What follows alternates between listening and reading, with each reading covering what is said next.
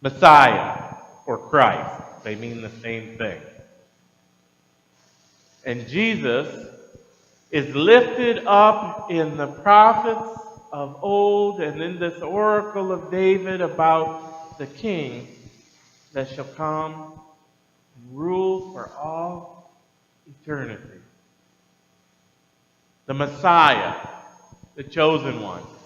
Some parts of the Jewish community of old believed that the Messiah was going to come and rule and have a force, military, that would take down all the enemies and bring full restoration to the kingdom. And the prophecies speak to having this leader come, the one who shall set the people free, the one who shall restore the dignity of the people, the one who shall restore the kingdom and build the kingdom bigger and stronger than it ever was. Now there were many who walked the streets of Jerusalem and of what we know as Israel, trying to proclaim themselves to be the Messiah. And there are those who continue to do that. Remember, we have that here in the America. Jim Jones, David Koresh, and others who claim to be the Messiah. But none of them have the favor of God, because none of them are God. Except for this Jesus. Jesus who walked the lands of Galilee and of Jerusalem, of Samaria and of Israel, Judah, proclaiming the good news of God's favor. He didn't say, take up the sword. He said, put it down. He didn't say, lift up the powers of division and hate. What did he say? Guide yourself in love. Go and share not the bad news. What did he say? Share the good news. The good news of God's love. The good news of the kingdom that is to be, one where there shall be no hunger, no famine, nobody going to bed hungry. One where there shall be nobody unwillfully naked, for there shall be clothing to cover and to protect. One where nobody shall be homeless. For the kingdom has many dwelling places. There is a place for you. Jesus came and turned things upside down, and the people could not understand, how is this man different? Jesus said, there shall be no sickness, no defect. Do you believe that?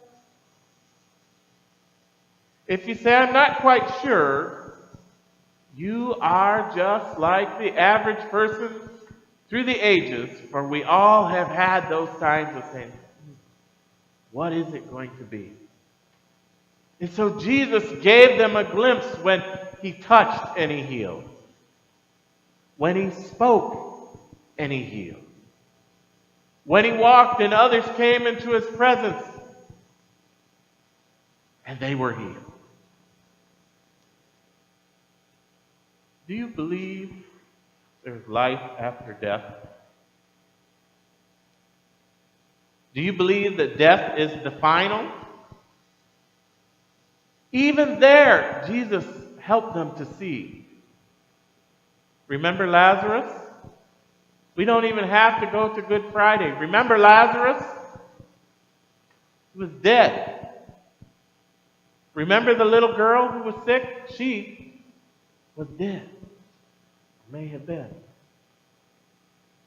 Get up and be well. Get up and live. Come out and live.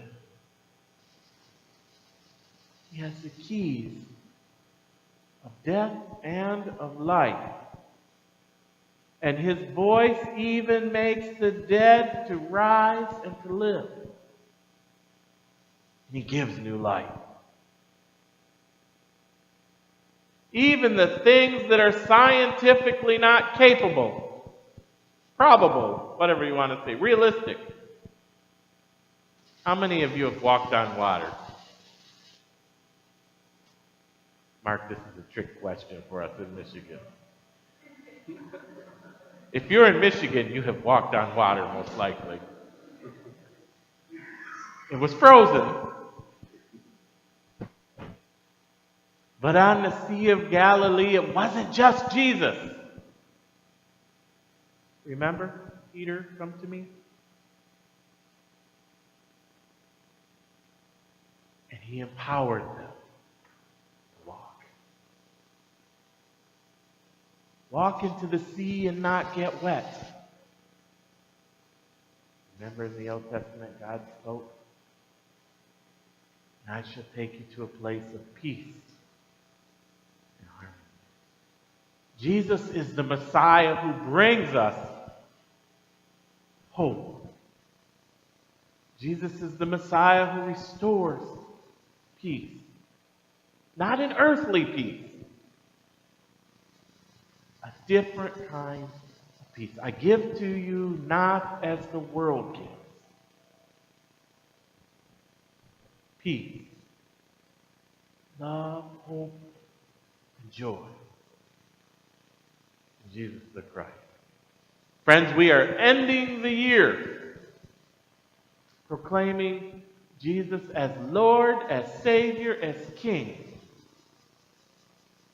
as Messiah the Christ. And we begin this time of Advent, of hope, of anticipation. That excitement that leads to Christmas and beyond. That hope that leads through Christmas and through the cross and through the grave and beyond. That love that is beyond comprehension and cannot be explained. Have you ever had an experience where you know God is with you?